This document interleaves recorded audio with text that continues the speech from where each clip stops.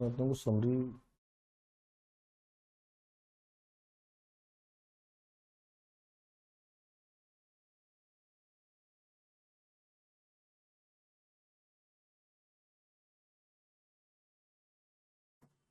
नमस्कार साथियों, जय हिंद। और आज के इस बहुप्रतीक्षित सेशन के साथ मैं आपके बीच में फिर से मौजूद हूं।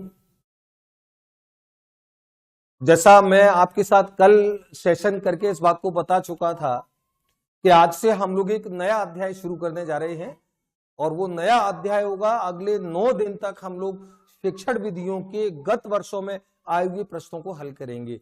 और केवल हल नहीं करना है बल्कि व्याख्याओं के साथ संपूर्ण हल करना है। और ध्यान रखिए, इन दोनों चीजों में बड़ा फर्क होता है। जब आप संपूर्ण हल करते हैं, उसकी व्याख्या सारे दाएं बाएं जब आप जान लेते हैं, उस कॉन्सेप्ट से जुड़े सारे जो इधर उधर के तथ्य हैं वो आप समझ लेते हैं, तो आप एक प्रश्न हल नहीं करते हैं, आप उस जैसे अनेक प्रश्न हल करने में सक्षम हो जाते हैं। और ये मेरे पढ़ाने का सबसे एक प्रचलित तरीका है, जो मैं बच्चों के साथ बहुत ज्यादा संवाद में इस बात को बोलता रहता हूं। लेकिन विद्यार्थियों, आज का इस सेशन मुझे देख करके बड़ी खुशी हो रही है कि मैं आपके बीच में हूं और नए पैनल के साथ हूं। और आज हम जब ये चर्चाएं कर रहे होंगे और ये सेशन जब आप देख रहे होंगे, तो आपको ये पता लगा होगा कि मैंने कल आपसे बोला था कि कल से हम लोग, यानी कि आज से हम लोग डिजिटल पैनल पे हम लोग पढ़ेंगे, इंटरेक्टिव पैनल पे। तो मैं इंटरेक्टिव पैनल पर आपके साथ आ गया हूँ, क्योंकि इंटरेक्टिव पैनल आपके साथ बहुत सारा काम करने के लिए, बहुत आगे काम हमारे सबके आने वाला है। बहुत सारे प्रश्नों को हल करेंगे हम लोग, बहुत सारे टॉपिक्स को जब हम पढ़ेंगे तो बिल्कुल आधुनिकतम तरीके से हम लोग पढ़ेंगे। एप्लीकेशन को लेकर के मैंने बच्चों को बोल दिया था, एप्लीकेशन मैं बच्चों को बता चुका हूं कि 2 दिसंबर को आ रहा है, गुरुवार को। तो उसमें क्या क्या चीज आएंगी ये आने वाले 1-2 दिन में हम लोग चर्चा करेंगे। लेकिन हाँ, मैं आपसे ये कमिटमेंट कर चुका था कि हर हालत में हम लोग बहुत अच्छे तरीके से, बहुत मजबूत तरीके से 40 अंक जो है, मैंने आपसे बोल दिया था कि 40 अंक जो है, ये 40 अंक शिक्षण विधियों के हमारी मुट्ठी में रहने चाहिए। हम इन 40 अंकों को अपनी मुट्ठी में करेंगे हर हालत में। ये आपके लिए बहुत ज्यादा जरूरी है सेकंड ग्रेड के लिए। और ये बात मुझे अब कहने की आवश्यकता नहीं है, मैं कई बार बोल चुका हूं आप लोगों को कि जब आप इतना समय लेकर के, इतनी अवधि लेकर के, इतना अंतराल लेकर के, इतना मार्जिन लेकर के तैयारी करते हैं कि आप सारे टॉपिक्स को बहुत ज्यादा अधिकार पूर्वक कवर कर सकते हैं, तो फिर आपका चयन रोकने वाला कोई नहीं होता है। तो जो बच्चे सचमुच सेकंड ग्रेड से प्यार करते हैं, वो सारे बच्चे मेरे साथ आने वाले दिनों में जुड़ेंगे, मेरे सब्जेक्ट के लिए जुड़ेंगे, मेथड्स के साथ जुड़ेंगे। और मैंने आपको बोल दिया कि मैं गणित मेथड्स और आप साइंस मेथड्स और सामाजिक के मेथड्स को सबसे पहले प्रारंभ कर रहा हूं। बाकी धीरे धीरे जैसे वीडियोस बनते जाएंगे, क्योंकि वीडियोस अब मुझे बहुत ज्यादा रिकॉर्ड धीरे धीरे करने हैं, तो ये एप्लीकेशन पे कोर्स सबसे पहले आने वाले हैं। 40 अंक सबसे पहले मैं आपकी मुट्ठी के अंदर डाल दूं। 40 अंक की साइकोलॉजी है, उस पर हम लोग बाद में बात करेंगे। सबसे पहले 40 अंक आपके मेथड्स के मैं आपको डाल देता हूं। एक बार मैं देख लेता हूं कितने कमेंट्स आपके, एक बार कमेंट्स के साथ मैं जुड़ जाता हूं,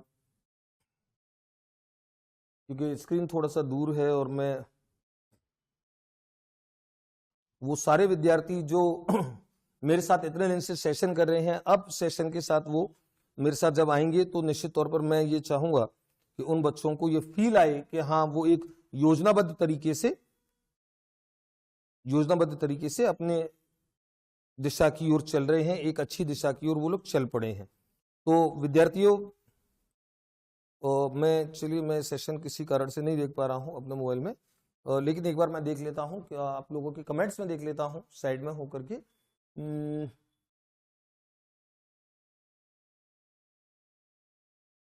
चलिए, प्रणाम है, मैं कमेंट्स आपके एक बार जाकर के स्क्रीन पे देख लूंगा। तो विद्यार्थियों, ये एक सबसे बड़ा कारण है कि मैं इतना टाइम पहले क्यों आपके बीच में ये तैयारी शुरू करा रहा हूं। क्यों? हालांकि इतना टाइम नहीं है, मैंने कल अपने सेशन में बोला था कि 4 से 5, 5 से 6 माह, इससे ज्यादा का समय आपके पास नहीं है। और 5 से 6 माह सोच करके देखे, ये समय यूं चुटकियों में यूं निकलता है। मैं आज से जो श्रृंखला शुरू कर रहा हूं, गत वर्षों के जो सेकंड ग्रेड के पेपर हुए हैं उसमें 40 अंक में क्या आया है, वो 40 अंक के अंदर किस तरीके के टॉपिक थे और किस तरीके के प्रश्न थे, उनकी प्रकृति क्या थी, किस तरीके से अगर आपने वो पेपर दिया होता तो आपकी स्थिति क्या होती, ये आपको एक अपने आप को तौलना है। और ये तौल करके जब आप इस बात को महसूस करेंगे कि आप अभी वर्तमान में कहां खड़े हैं और आपको अभी कितना सफर तय करना है वो पूरे 40 अंक को मुट्ठी में करने के लिए, तो ये दिशा का निर्धारण हम लोग अभी से करना है और इसी दिशा में मैं चल पड़ा हूं आपके साथ। और आज मैं इस कड़ी में जो ले रहा हूं, आज इस कड़ी में हम लोग स्टार्ट कर रहे हैं सेकंड ग्रेड का 2018 पिछला वाला जो पेपर था उसकी गणित शिक्षण विधियों का जो पेपर था, गणित शिक्षण विधियों के गणित का जो पेपर था उसमें जो शिक्षण विधियों के 20 प्रश्न आए, उन 20 प्रश्नों का सॉल्यूशन मैं आपको सबसे पहले कराने वाला हूं। तो निश्चित तौर पर आप लोग बहुत अच्छे से 9 दिन तक आप जुड़े रहेंगे। मैं गणित की मेथड्स के पेपर कराऊंगा 3 साल के, 3 साल साइंस वाले कराऊंगा और 3 साल और सामाजिक वाले। और ध्यान रखें पिछले 3 सालों के पेपर करने के बाद आपके दिमाग में ये एक मैसेज जाएगा कि हाँ आप कहां पर स्टैंड करते हो, और इनसे आपका संपूर्ण सिलेबस का दूसरा एक सबसे बड़ा फायदा है कि आप संपूर्ण सिलेबस का एक दृष्टिपात कर पाते हो, संपूर्ण सिलेबस आपकी आंखों से होकर के एक बार में गुजर जाता है। तो मैं शुरू करता हूं और पहले प्रश्न से हम लोग शुरू करेंगे। आप लोग उत्तर दीजिएगा, मैं आपके उत्तरों को चेक करूंगा कमेंट सेक्शन में जाकर के, और वहां से हम लोग देखेंगे। तो आप स्टार्ट हो जाइए, तैयार हो जाइए। मैं प्रारंभ करता हूं सबसे पहला प्रश्न और देखते हैं कितने बच्चे सही उत्तर के साथ जुड़ते। चलिए पहला प्रश्न है बच्चों, ये आप देख रहे हैं सेकंड ग्रेड गणित शिक्षण विधियां 2018 गणित शिक्षण विधियां, ये रियासर ऑनलाइन एकेडमी। मेरा ऐप जब लॉन्च हो जाएगा तो मैं आपके बीच में वो सारी घोषणाएं मैं आपको कर दूंगा। तो चलिए अधिगम के लिए आकलन पहला प्रश्न है और इंपोर्टेंट प्रश्न है और इसको आपको ध्यान से देखना है, समझना है। पहला प्रश्न, अधिगम के लिए आकलन जिस दृष्टिकोण का प्रयोग करता है, और ये आपको याद है जिन बच्चों ने मेरे से मूल्यांकन पढ़ा है उनको मैंने ठोक बजा करके अच्छे से दिमाग में मैंने 3 चीजों को उनको समझाया था कि अधिगम के लिए आकलन क्या होता है, अधिगम का आकलन क्या होता है और अधिगम के रूप में आकलन क्या होता है। Assessment for learning, assessment of learning and assessment as learning. और ये बातें हमने अपने पिछले नोट्स में, पिछले सेशनों में जब मैंने रीड के सेशन की थे आपके साथ विस्तार से की। तो अधिगम के लिए आकलन क्या होता है, अधिगम के लिए आकलन ऐसा आकलन, ये जब मैं आपको टॉपिक जब ये पढ़ा रहा हूंगा तो टॉपिक में विस्तार से मैं इस बात को समझा रहा हूंगा और वहां पे आपके नोट्स जो बनेंगे पुख्ता, वहां पे आप ये दिमाग में एक बार अच्छे से घुसा लोगे कि ऐसा आकलन जो इसलिए किया जाता है अधिगम के लिए, यानी कि इसलिए किया जाता है ताकि अधिगम शिक्षण अधिगम जो प्रक्रिया है उसमें आवश्यक सुधार किए जा सके, बच्चों के अधिगम अवरोधकों को पहचान करके तदनुसार शिक्षण योजना में आवश्यक परिवर्तन किया जा सके, ऐसे आकलन को अधिगम के लिए आकलन बोलते हैं। और ये किस के अंतर्गत होता है, योगात्मक, रचनात्मक, मानक आधारित और अधिगम का आकलन। और आप बच्चों को पता है कि अधिगम के लिए जो आकलन होता है वो रचनात्मक आकलन में होता है। ये बड़ा एक अच्छा प्रश्न है। ये सेकंड ग्रेड 2018 के गणित शिक्षण विधियों में पहला प्रश्न ये आया। और योगात्मक आकलन जो होता है, योगात्मक आकलन में अधिगम का आकलन होता है।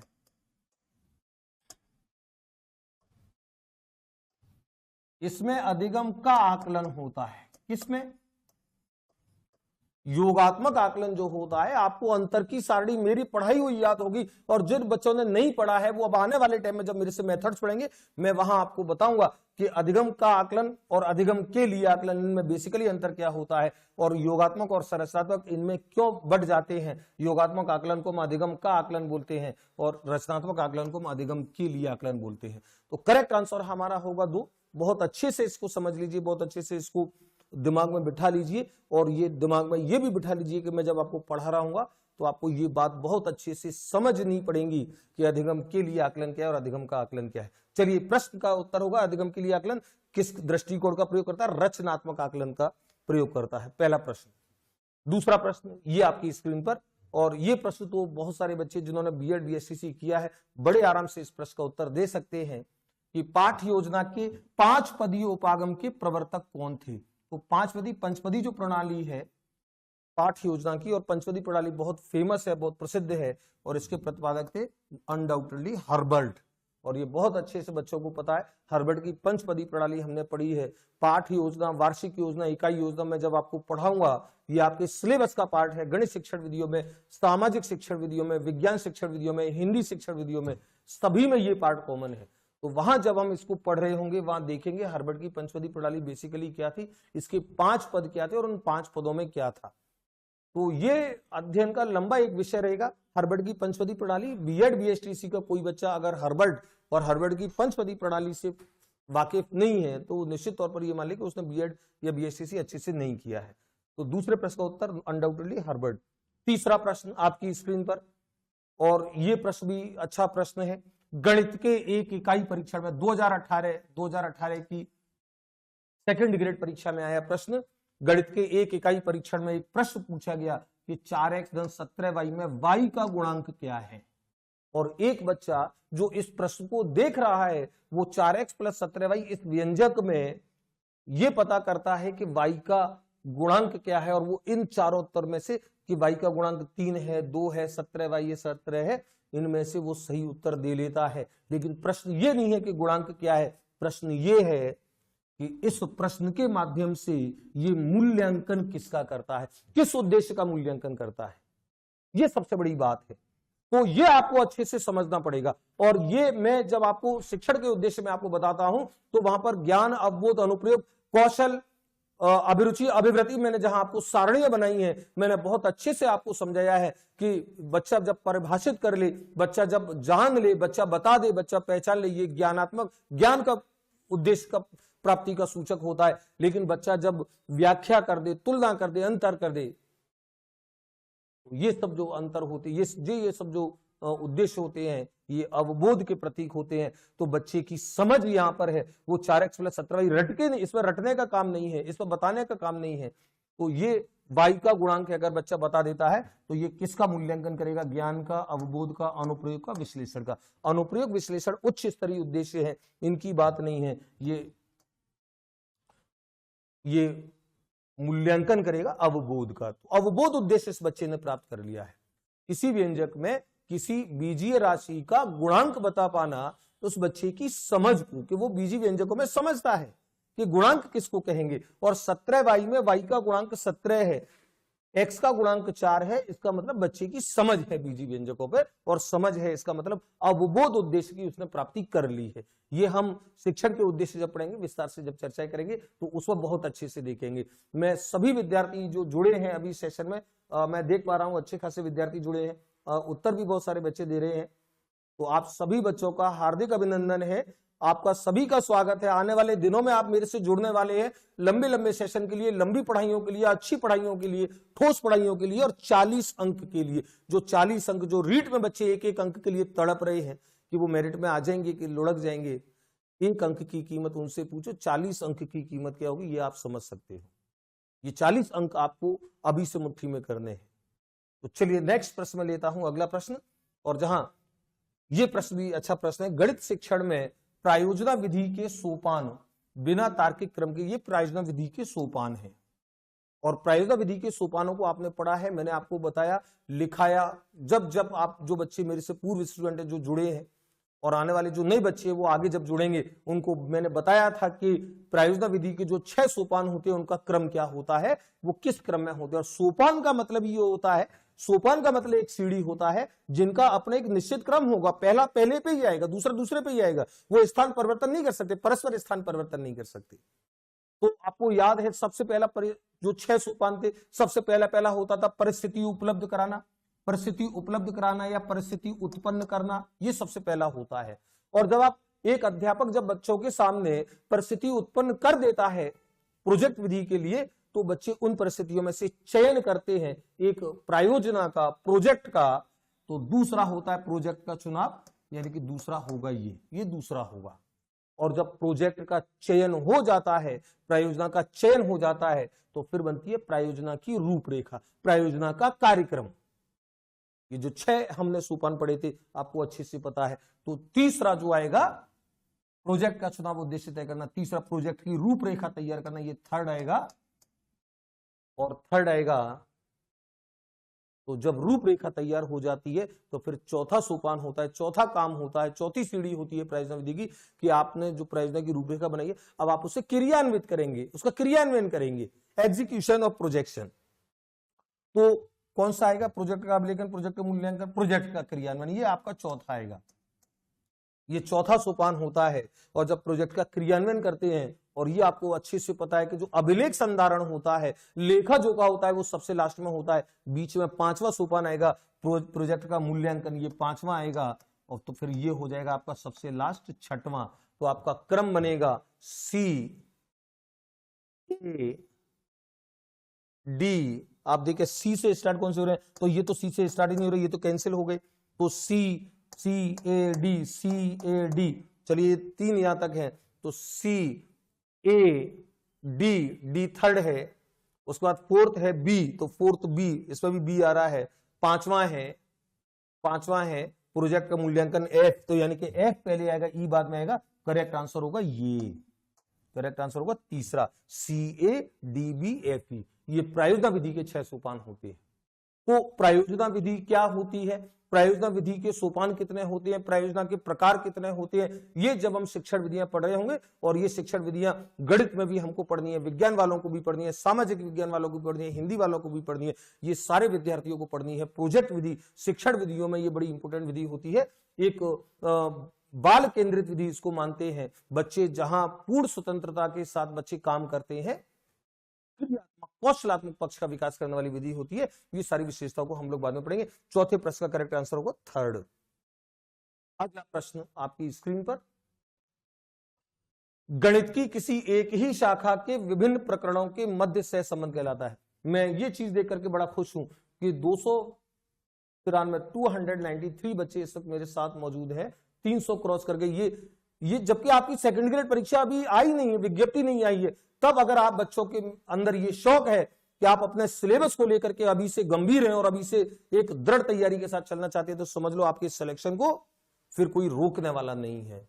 ऐसे योद्धा जो युद्ध घोष होने के बाद युद्ध की तैयारी करते हैं, वो कभी युद्ध में विजयी नहीं होते। ये मेरा एक प्री सेंटेंस है, दिनकर जी का सेंटेंस है। तो इस सेंटेंस को हमेशा दिमाग में याद रखा करो, इसको जीवित रखो इस सेंटेंस को। योद्धा वो विजयी होता है जिसके युद्ध की तैयारियां, रण की तैयारियां सदैव चलती रहती है, निरंतर चलती रहती है। तो चलिए ये बड़ा अच्छा एक प्रश्न है। गणित की किसी एक ही शाखा के विभिन्न प्रकरणों के मध्य संबंध कहलाता है। और ये देखिए, ये संबंधों को हम अलग अलग पढ़ेंगे। एक विषय के जो अंदर जो प्रकरण है उनके मध्य का संबंध, गणित के अंदर बीज गणित, रेखा गणित, त्रिकोणमिति, अंक गणित, ये सब होते हैं, इनके मध्य का संबंध क्या होगा। गणित का जो अन्य जो दूसरे विषय उनके मध्य का संबंध क्या होगा। तो आप इसको समझ लीजिए कि ये समपार्श्विक होगा, बहुपार्श्विक होगा, एकिक पार्श्विक होगा, अर्धपार्श्विक होगा। तो हम इसको अच्छे से समझ लें कि एक ही विषय के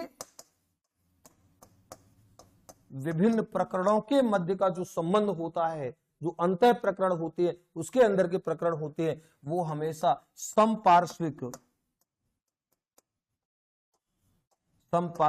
या सह संबंध कहलाता है। समपार्श्विक सह संबंध कहलाता है। तो इसका करेक्ट आंसर होगा समपार्श्विक सह संबंध। एक ही विषय के अंदर के टॉपिकों के अंदर जो संबंध होगा वो समपार्श्विक संबंध होगा। और ये सभी प्रकार के संबंधों को मैं एक बार कमेंट्स आपके देख लेता हूं। एक बार कमेंट्स आपके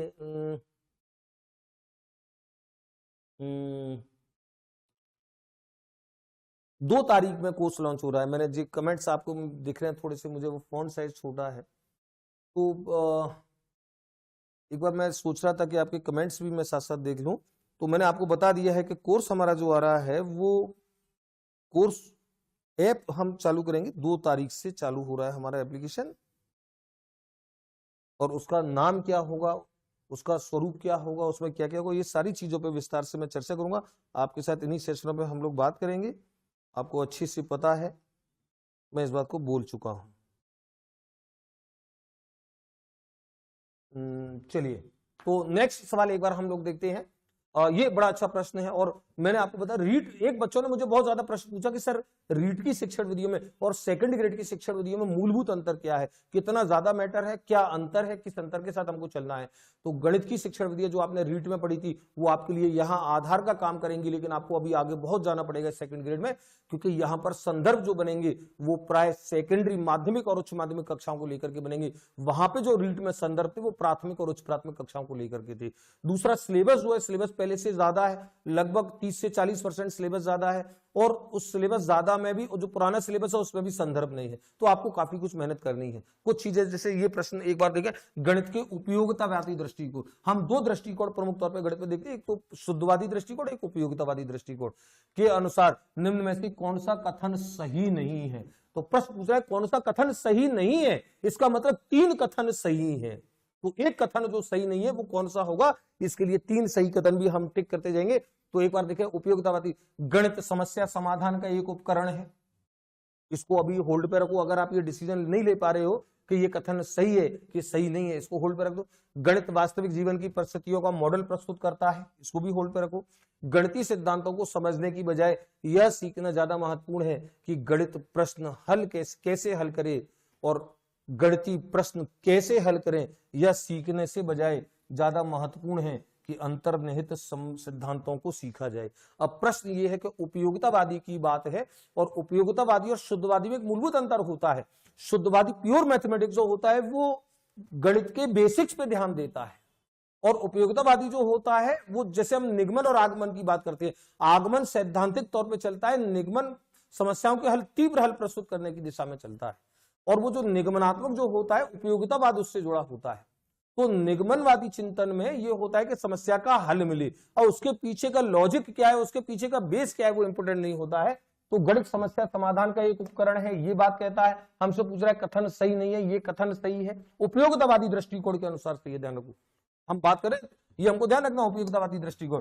और गणित वास्तविक जीवन की परिस्थितियों का मॉडल प्रस्तुत करता है, ये सही है। गणितीय सिद्धांतों को समझने की बजाय यह सीखना ज्यादा महत्वपूर्ण है कि सवाल हल कैसे करें, ध्यान रखो, ये भी सही है। और ये क्यों सही, वैसे ये बात आपको अलग से लगेगी, ये आपको गलत लगेगी कि सिद्धांत को समझने की बजाय सवाल हल कैसे करें, ये इंपोर्टेंट है। निगमन विधि यही कहती है, निगमन विधि कभी आपको ये बताती नहीं है कि इसका सूत्र का आधार क्या है, इसका बेस क्या है, वो केवल समस्या समाधान पर फोकस करती है, और ये उपयोगितावादी दृष्टिकोण उसी को फॉलो करता है। तो सिद्धांत क्या है इस पे फोकस नहीं है, समस्या का हल निकलना चाहिए, ये भी उपयोगितावादी कहता है। करेक्ट आंसर होगा ये वाला कि प्रश्न हल कैसे करें, इससे ज्यादा इस बात को महत्वपूर्ण है कि सिद्धांत कैसे बना, सिद्धांत सीखा जाए। ये उपयोगितावाद के अंदर नहीं आता, ये शुद्धवाद के अंदर आता है, प्योर मैथमेटिक्स के अंतर्गत आता है। और ये प्योर मैथमेटिक्स में और उपयोगितावादी में क्या अंतर है, इस बात को हम लोग जब पढ़ेंगे तब देखेंगे। तो चलिए विद्यार्थियों, 6वें प्रश्न का करेक्ट आंसर होगा डी, क्योंकि कॉन्सेप्ट से जुड़ी कुछ विस्तृत बातें हैं वो हम सेशन या मैं आपको ये लगातार आने वाले 9 दिन का लगातार अभियान छेड़ा है मैंने, और घमासान मचा दिया है। अगले 9 दिन तक आप बच्चों को मैं लगातार, आपके दिमाग के अंदर ये बात सेट हो जाएगी कि आप इसको आराम से कर सकते हो, थोड़े से प्रयास से 40 से 40 अंक ला सकते हो, क्योंकि मेरे सारे रीट वाले बच्चे वो वीडियो में पूरे अंक लेकर के आए हैं। अपवाद की एक अलग बात है, अन्यथा उनके करने में और उनके लाने में कोई कमी नहीं है। 7वां प्रश्न है, निम्नलिखित में से कौन सा गणित शिक्षक का गुण नहीं होना चाहिए। तो गणित शिक्षक का गुण नहीं होना चाहिए धैर्य, वैज्ञानिक दृष्टि को रटने पर बल देना। इस प्रश्न का उत्तर तो क्लियर है, इस पर कोई दिमाग लगाना नहीं, ये बिल्कुल सिंपल प्रश्न है, कोई भी इसका आंसर दे देगा। रटने पर बल देने वाला ये नहीं होना चाहिए, गणित शिक्षक का गुण नहीं होना चाहिए। आपका एक टॉपिक है, आपके गणित शिक्षण विधि में एक टॉपिक है कि गणित शिक्षक के अंदर कौन, उसके व्यक्तित्व के गुणों के ऊपर, तो हम वहां पे इस चीज को देखेंगे। इस प्रश्न में तो आपको दिमाग लगाना भी नहीं है ज्यादा, क्योंकि धैर्य, प्रश्नों का हल देर से निकलता है तो धैर्य होना चाहिए, ढोल बजा करके होना चाहिए।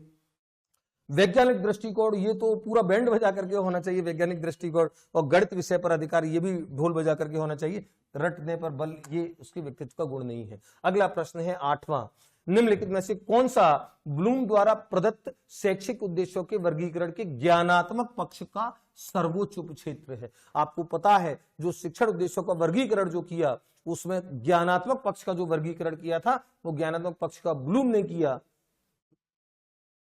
ज्ञानात्मक पक्ष का ब्लूम ने किया, भावात्मक पक्ष का क्रथवाल, मसीहा और ब्लूम ने किया, और क्रियात्मक पक्ष का सिम्पसन ने किया। और वो जो हमने सन बताया था 1956, 1964, 1969, वो आपको अच्छे से याद है। तो जो 6 उद्देश्य बताए थे ब्लूम ने ज्ञानात्मक पक्ष के अंतर्गत, जो 6 उद्देश्य बताए, उन 6 उद्देश्यों में नीचे से आप जब स्टार्ट करते तो ज्ञान, अवबोध, अनुप्रयोग, अनुप्रयोग यानी कि ज्ञानोपयोग जिसे बोलते हैं, एप्लीकेशन ऑफ नॉलेज। तो ज्ञान, अवबोध, अनुप्रयोग और या ज्ञानोपयोग, विश्लेषण, संश्लेषण, और सबसे ऊंचा होता है मूल्यांकन। तो सबसे उच्च स्तरीय जो होता है, सबसे ऊपर जो क्षेत्र होता है वो होता है मूल्यांकन। सबसे ये होता है सबसे निम्न स्तरीय, ये सबसे निम्न स्तर पर होता है और ये सबसे उच्च स्तर पर होता है। तो आपको वो क्रम भी याद रखना होता है सोपानों का। तो सबसे पहला ज्ञान, अवबोध, अनुप्रयोग, विश्लेषण, संश्लेषण और मूल्यांकन छठवां। ये हम जब उद्देश्य में आपको बताऊंगा, विस्तार से उद्देश्य हम पढ़ेंगे, वहां पे इस बात को ध्यान से देखेंगे। चलिए नेक्स्ट, अगला सवाल है 9वां, निम्नलिखित में से कौन सी दृश्य सामग्री का उदाहरण? तो वास्तविक वस्तु, प्रतिरूप, तस्वीर, चित्र, रेडियो। अरे ये तो बिल्कुल, ये तो ढोल बजा करके, इसमें तो कोई दिमाग लगाने नहीं है। रेडियो श्रव्य सामग्री है, ये दृश्य सामग्रियां हैं। वास्तविक वस्तु दृश्य सामग्री है। प्रतिरूप यानी कि मॉडल जो होता है वो तस्वीर, चित्र, ये दृश्य है, ये सब दृश्य हैं, ये श्रव्य है। तो इसमें तो कोई ऐसी बात ही नहीं है, ये प्रश्न बड़े आराम से कर सकते हैं। लेकिन अब आपको जानकर के आश्चर्य ये होगा, आप ये सोचोगे कि कुछ सरल सवाल भी परीक्षा में आ गए, ऐसे सवाल, इसको तो कोई भी उत्तर दे देगा। निश्चित तौर पे एकाध सवाल फंस जाता है, लेकिन मैंने आपको याद है, मैंने जब जिस समय रीट का विश्लेषण अंतिम तौर पर प्रस्तुत किया था, मैंने उस बात को कहा था कि अब आपकी सचेत होने का समय है। शिक्षण विधियों में या सारे कंटेंट में रीट को लेकर के जब ये अवधारणा फील्ड में गई कि रीट का प्रश्न उस स्तर का नहीं था जिस स्तर की बच्चों ने तैयारी की, तो प्रश्न पत्र बहुत ज्यादा सरल आ गया। तो अब आपको सावधान रहना है, क्योंकि आगामी प्रश्न पत्र संभवतः फिर उस स्तर को पकड़ने का प्रयास करेंगे, थोड़ी सी कठिन स्तर के आने की संभावना, क्योंकि ये अनुभवों के साथ आपको ये अमूर्त चिंतन आपको करना पड़ता है। ये गणित आपको वो शक्ति प्रदान करता है। तो आपको ध्यान रखना है कि आगे इस संभावना को पूर्णतः आपको दिमाग में रखते हुए चलना है कि क्या आगे के प्रश्न पत्र कठिन आ सकते हैं, और निश्चित तौर पर पूरी संभावना रहेगी शायद ऐसे प्रश्न नहीं आएंगे। अगर पिछले वर्ष में एकाध प्रश्न आ गए तो इससे कोई फर्क नहीं पड़ता। चलिए नेक्स्ट, तो यह विचार कि प्रभावी अधिगम सिर्फ सामाजिक संदर्भों में ही संभव है, ये बड़ा अच्छा प्रश्न है, ध्यान रखिए कि प्रभावी अधिगम सिर्फ सामाजिक संदर्भों में भी, ये देखिए सिर्फ सामाजिक संदर्भों की बात कर रहा है। तो ये दृष्टिकोण किसको व्यक्त करता है? जीन पियाजे का, जेबी वाटसन का, जेरोम ब्रूनर का, लिव वाइगोत्स्की का। और आपको अच्छे से याद है बच्चों, आपने साइकोलॉजी पढ़ी है, मैं आपको कई बार बता चुका हूं, साइकोलॉजी और मेथड्स का बड़ा नजदीक का रिश्ता होता है, दोनों एक दूसरे के अंदर कॉन्सेप्ट घुसे हुए हैं। आपको पता है संज्ञानात्मक विकास का जो सिद्धांत है, उसमें जीन पियाजे ने संज्ञानात्मक विकास को, मानसिक शक्तियों को, बौद्धिक क्षमताओं को महत्व दिया, लेकिन लिव वाइगोत्स्की का जो सिद्धांत है, सामाजिक संज्ञानवाद का सिद्धांत जिसे बोलते हैं, सामाजिक निर्मितवाद का सिद्धांत जिसे बोलते हैं, उसमें लिव वाइगोत्स्की ने इस बात को कहा कि जो प्रभावी अधिगम होगा वो सामाजिक परिस्थितियों में, सामाजिक संदर्भों में सबसे ज्यादा प्रभावी तरीके से होता है। तो ये अच्छे से दिमाग रख लीजिए, ये जो सामाजिक शब्द है, ये सामाजिक शब्द जब आएगा तो आपको लिव वाइगोत्स्की को आपको ध्यान रखना है। लिव वाइगोत्स्की का ये सिद्धांत है, लिव वाइगोत्स्की का ये दृष्टिकोण है। तो मैं अगला प्रश्न, और ये जो बच्चे अभी लेट जुड़े हैं सेशन से, अभी इस दौरान आए हैं, उन बच्चों को मैं, सब बच्चों को सूचना दे दूं कि ये सेशन हमारा रोज चलेगा, 7 से 8 चलेगा, लाइव चलेगा यूट्यूब पर, और प्रत्येक दिन मैं आपके गणित के, विज्ञान के और सामाजिक के 3 वर्षों के पेपर आपको सॉल्व करा रहा हूं, इसलिए कि आपकी एक समझ बने। इस पेपर को हल कराने के पीछे मेरे 2 उद्देश्य हैं। सबसे पहले आपको ये पता लगे कि आपका पूरा सिलेबस क्या है, तो पूरे सिलेबस में जो प्रश्न हैं वो किन किन टॉपिकों को टच कर रहे हैं ये आपके दिमाग में आएगा। दूसरा, प्रश्नों का स्तर क्या होगा ये आपके समझ में आएगा। तीसरा, आप अभी वर्तमान में कहां खड़े हो इस बात का मूल्यांकन आप अच्छे से कर पाओगे। इसलिए ये सेशन आपके लिए बहुत ज्यादा जरूरी, बहुत ज्यादा इंपॉर्टेंट है। सेशन को आप जितना ज्यादा सब्सक्राइब और बच्चों तक फैला सकते हैं, आप बच्चों को ज्यादा से ज्यादा बता सकते हैं, जोड़ सकते हैं, ये आपकी जिम्मेदारी बनती है। तो चलिए 10वां प्रश्न, 11वां प्रश्न, गणित शिक्षण में श्रव्य दृश्य सहायक सामग्री के उपयोग के दौरान कौन सा शिक्षण सूत्र तुलनात्मक दृष्टि से न्यून उपयुक्त है? प्रश्न को ध्यान से पढ़ना। एक बात मैंने बच्चों को बोली थी, प्रश्न को बहुत अच्छे से समझ लो। एक बात मैंने बच्चों को बोली थी कि शतरंज के बोर्ड पर बैठा हुआ जो खिलाड़ी होता है, वो जिस समय अपना खेल खेल रहा होता है दबाव में, उससे उस गेम को जो बाहर खड़ा होकर के देखता है, उसके बाहर खड़े होकर के देखने वाले व्यक्ति के दिमाग में ज्यादा चाल आती है। लेकिन शतरंज बोर्ड पे बैठ करके खेलते समय वो जो दबाव होता है, उस दबाव को महसूस करके अच्छी चाल सोचना, ये होती है एक कर्म योद्धा की पहचान।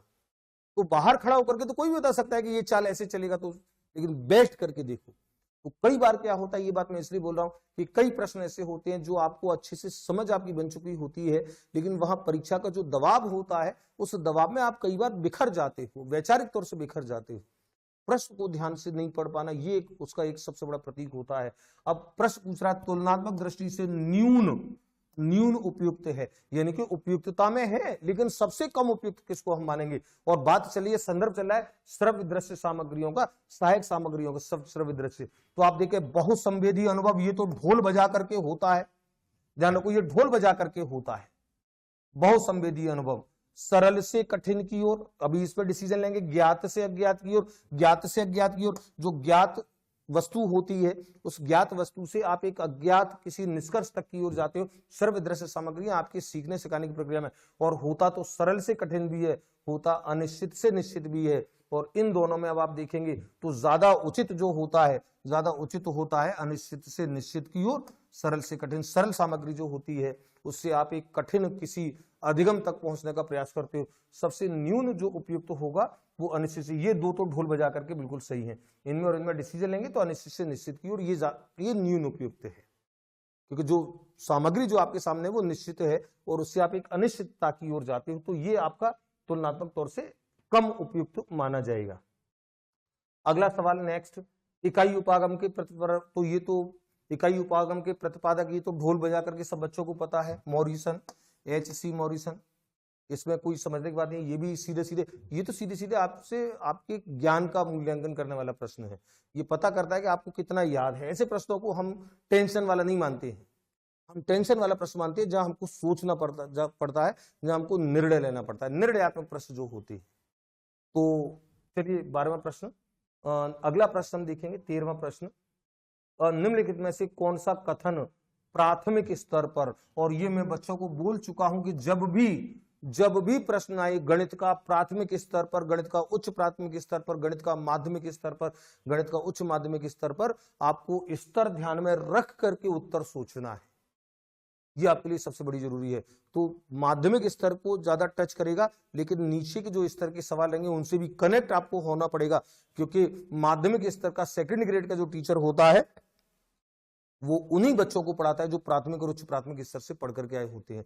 तो प्राथमिक स्तर पर क्या उद्देश्य रहे होते हैं वो आपको ध्यान में, वो आपके एक पार्ट होता है उच्च स्तरीय अधिगम का। तो प्रश्न ये है कि कौन सा कथन प्राथमिक स्तर पर गणित शिक्षण का उद्देश्य नहीं है।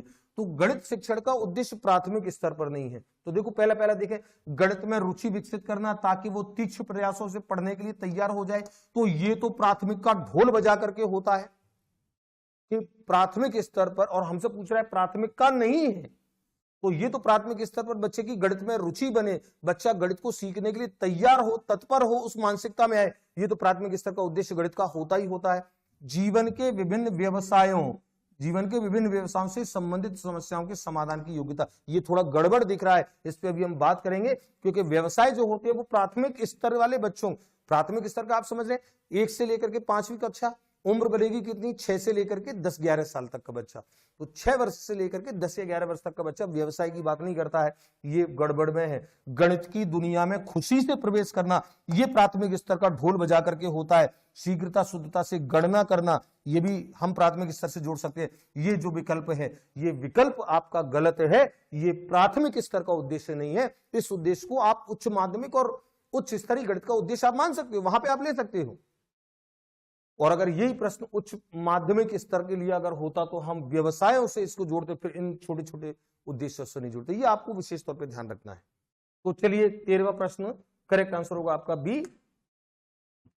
14वां प्रश्न है, निम्नलिखित में से कौन सा रेखीय अभिक्रमित अनुदेशन का सिद्धांत नहीं है। आपको पता है अभिक्रमित अनुदेशन जो होता है 3 प्रकार उसके होते हैं। रेखीय अभिक्रमित अनुदेशन जो BF स्किनर के द्वारा दिया गया, शाखीय अभिक्रमित अनुदेशन जो नॉर्मन क्राउडर के द्वारा दिया गया, और अवरोह या मैथेटिक्स जो अभिक्रमित अनुदेशन होता है जो थॉमस गिलबर्ट के द्वारा दिया गया। तो हम जो BF स्किनर का रेखीय अभिक्रमित अनुदेशन है वहां पे उसके जो सिद्धांत पढ़ते हैं 5 प्रमुख सिद्धांत होते हैं, और 5 प्रमुख सिद्धांत छोटे छोटे पदों का यानी कि लघु पदों का सिद्धांत होता ही होता है। दूसरा होता है सक्रिय रहने का सिद्धांत, बाह्य अनुक्रिया का सिद्धांत ये होता ही होता है। तत्काल प्रतिपुष्टि का सिद्धांत तो होता ही होता है, बच्चों को तुरंत बताया जाता है अनुक्रिया करने के बाद कि आप सही हो कि गलत हो। धीमी गति का सिद्धांत ये इसका एक नहीं है, ये इसका सही विकल्प होगा कि ये इस रेखीय अभिक्रमित अनुदेशन सिद्धांत का एक सिद्धांत नहीं है। रेखीय अभिक्रमित अनुदेशन का स्वगति का होता है, धीमी गति लिख दिया है, धीमी गति का नहीं होता, स्वगति का होता है, स्वमूल्यांकन का होता है, तत्काल प्रतिपुष्टि का होता है, लघु पदों का सबसे पहला होती है, सक्रिय अनुक्रिया का, बाह्य अनुक्रिया का होता है। ये आपको जब 5 विक्रमित अनुदेशन के 5 सिद्धांत आपको याद होते हैं, ये आपके सिलेबस का पार्ट है। गणित वालों का, विज्ञान वालों का, हिंदी वालों का, सामाजिक, सबके उसमें ये सिलेबस में आएगा। तभी तो मैं इस बात को बोलता हूं कि किसी एक विषय की शिक्षण विधि जब चल रही होती है तो गौर से देखा करो, गौर से सुना करो, सेशन को अटेंड किया करो, क्योंकि उनमें से आधे से ज्यादा प्रश्न सबके लिए लाभदायक होते हैं। मेथड्स का आधा पार्ट वैसे ही कॉमन होता है हर एक विषय के लिए।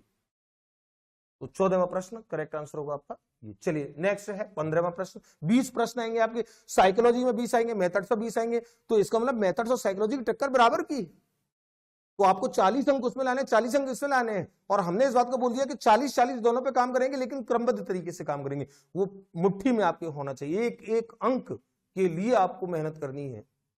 अगर आपको इसी 2022 जो आने वाली है, इसी 2022 में अपने ऊपर ठप्पा लगवाना है सरकारी टीचर का, और ध्यान रखो आने वाले 1.5 साल 2 साल जब तक नई चुनाव की व्यवस्था आती है, तब तक आने वाले 2 साल में ऐसे बच्चे जिन्होंने सपना देखा है, ये मैं आपको बस सबसे सरल तरीका बता रहा हूं, कि ऐसे बच्चे जिन्होंने सरकारी टीचर बनने का सपना देख रखा है, वो आने वाले 2 साल को अच्छे से गुजार लो। 2022 और 2023 में आपको बता रहा हूं, ये आपके जीवन में स्वर्णिम काल है। फिर वापस कितने साल बाद आएगा और उस समय आप तैयारी करने लायक होगे भी कि नहीं होगे, ये भविष्य के गर्त में आप इसको तय नहीं कर सकते। तो आने वाले 2 साल के अंदर जितना अधिकतम तैयारी कर सकते हैं, सरकारी नौकरी में आने का आपके पास गोल्डन चांस है।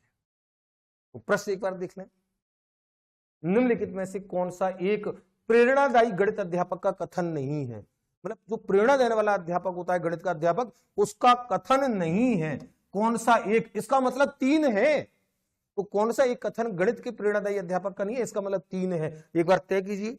मैं विद्यार्थियों को गणित की ओर मोड़ना चाहता हूं उसी तरह से जैसा कि मैं, यानी कि एक अध्यापक ये कह रहा है कि मैं विद्यार्थी को गणित की तरफ बिल्कुल उसी तरीके से मोड़ना चाहता हूं जैसे कि मैं मुड़ा। ये प्रेरणादायी अध्यापक का कथन हो सकता है क्या? इसको भी होल्ड पर, मैंने कई बार बच्चों को कहा कि डिसीजन नहीं ले पाओ तो सही और गलत का निर्णय मत लो, होल्ड पे रख दो, ये सबसे बढ़िया तरीका होता है। तो कौन सा एक कथन सही नहीं है प्रेरणादायी अध्यापक के लिए? इसका मतलब 3 सही होंगे। तो हम देखते हैं एक बार। मैं गणित से लगाव रखता हूं, यद्यपि इसके प्रति जो ऋणात्मक प्रतिमा यानी कि जो नेगेटिव इमेज है उसे बदलने में मदद करना चाहता हूं।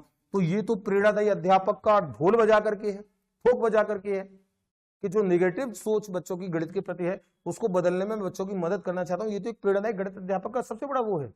अच्छा, तीसरा है कि तुम गणित के साथ कभी सामान्य नहीं रह सकते।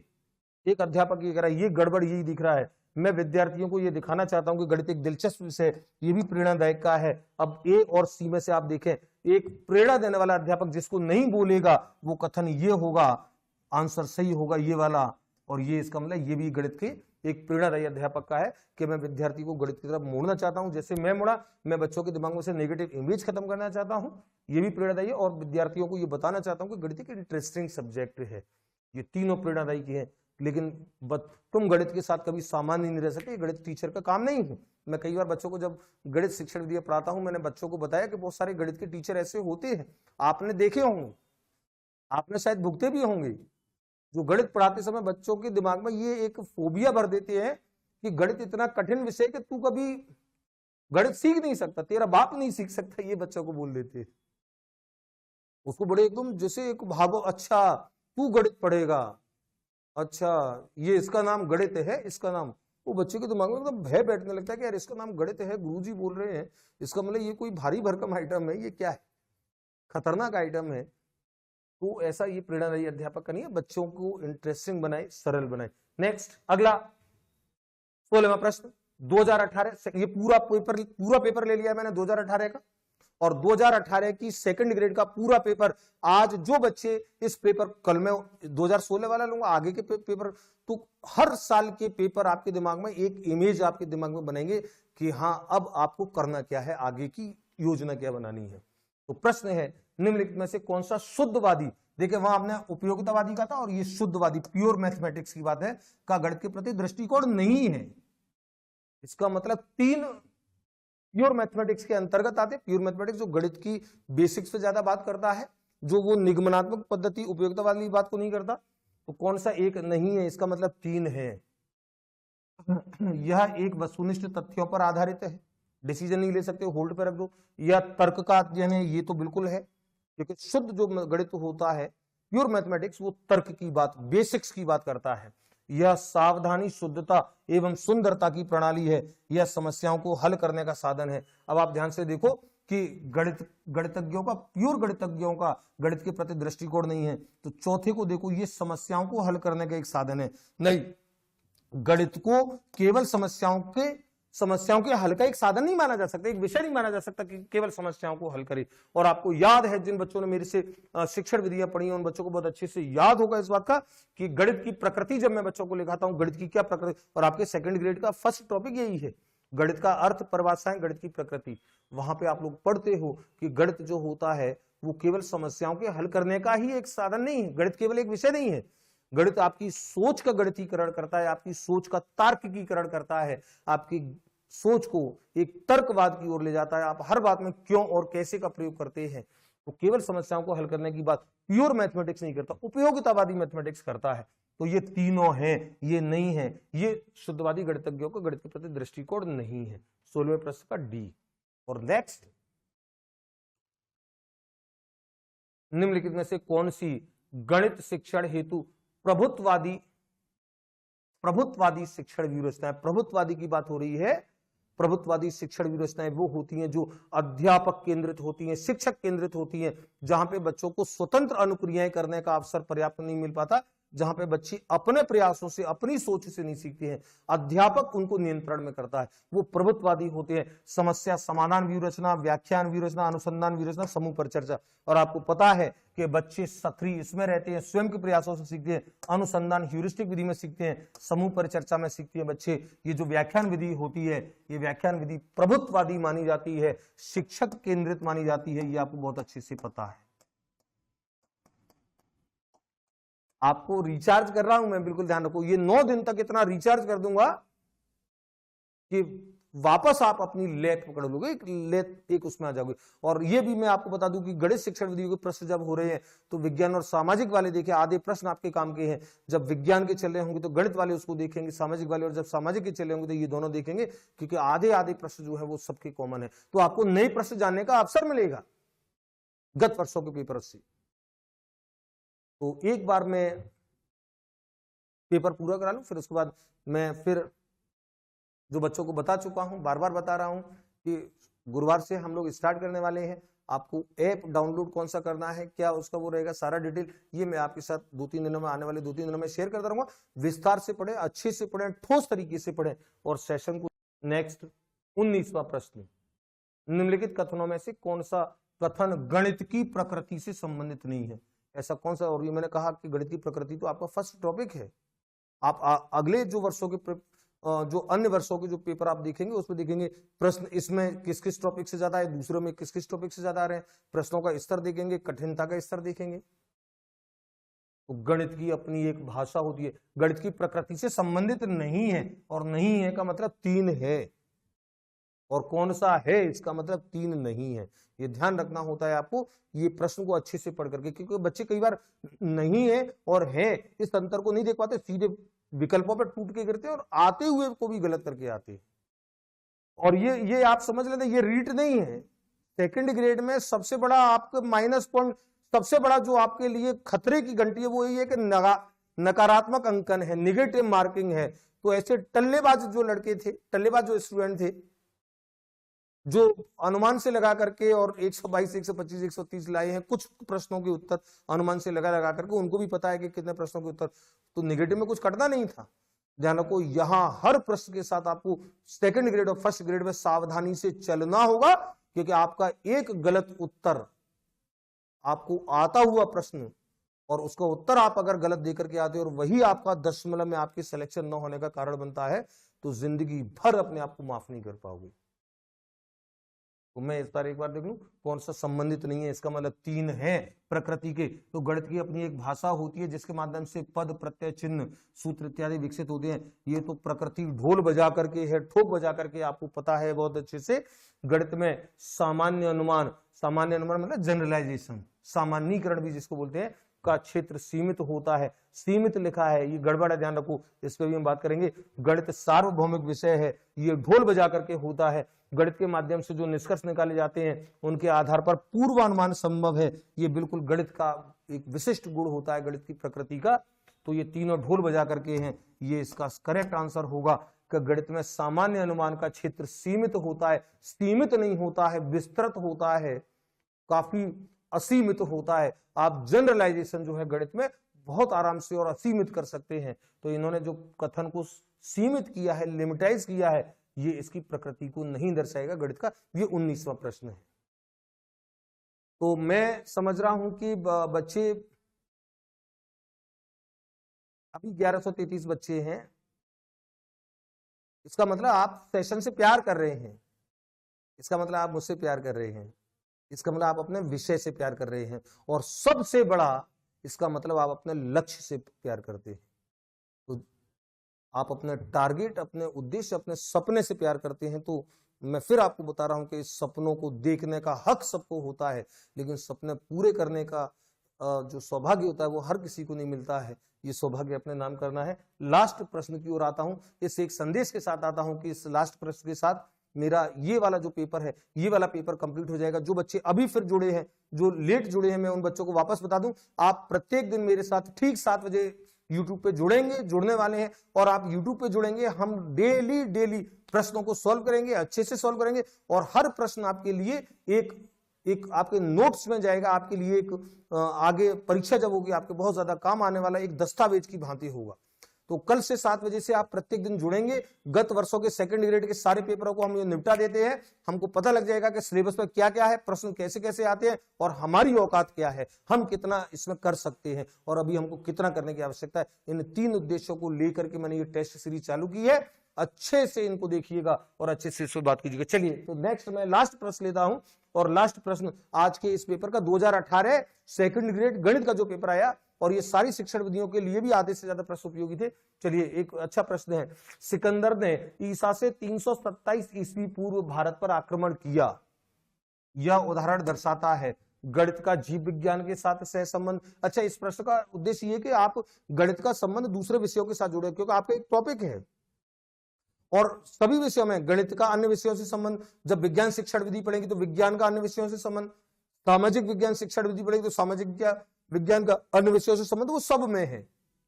तो सिकंदर ने ईसा से 327, अब इसमें गणित का है, इसमें गणित 327 ईस्वी पूर्व, ये गणित की बात है। तो आप हिस्ट्री में आप गणित के तथ्यों का प्रयोग कर रहे हैं, तो गणित का जीव विज्ञान के साथ संबंध ये तो हो ही नहीं सकता है, जीव विज्ञान तो इसमें है ही नहीं। गणित का सामाजिक विज्ञान के साथ संबंध, ये ठीक बात है। गणित के भिन्न भिन्न अंगों का पारस्परिक, भिन्न भिन्न अंगों की बात नहीं है, क्योंकि कथन ऐतिहासिक है, इतिहास के संदर्भ में, और गणित का किसी बुनियादी शिल्प, तो शिल्प की बात नहीं है, ये भी नहीं होगा। गणित का सामाजिक विज्ञान के साथ संबंध ढोल बजा करके, ठोक बजा करके, आंख बंद करके होगा। तो विद्यार्थियों, मैं बड़ा खुश हूं, मैं खुश इसलिए हूं कि मैं अब आपके साथ, चूंकि ऐप आ रहा है, मेरी जिम्मेदारियां बढ़ गई हैं, आपके साथ 40 अंकों का भार मेरे कंधों पे फिलहाल रखा हुआ है। 40 अंक के बाद आगे के जो 40 अंक है उस पर हम लोग, क्योंकि मैं आपके एक ईमानदारी से मैं आपके साथ मेहनत करके कमिटमेंट्स को पूरा करता चलूं, ये मेरे लिए एक बड़ी बात होगी। और मैंने बच्चों को बोल दिया है कि आपके साथ चलना है तो ठोस और मजबूत तरीके से चलना है।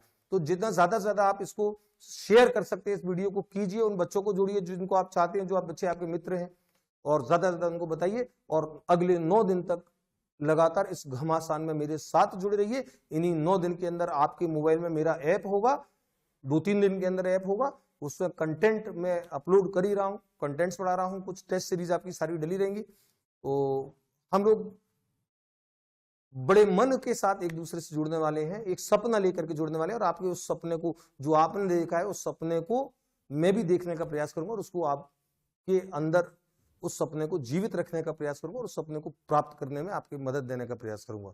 तो चलिए विद्यार्थियों, इस सेशन में आप इतने प्यार से जुड़े, लाड से जुड़े, कल हमारी ये संख्या इससे ज्यादा होनी चाहिए, और हम लोग कल के सेशन में फिर इसी ऊर्जा के साथ, इसी एक जुनून के साथ हम लोग जुड़ेंगे। और कल के सेशन में मैं प्रतीक्षा करूंगा आपकी ठीक 7 बजे यूट्यूब पर लाइव।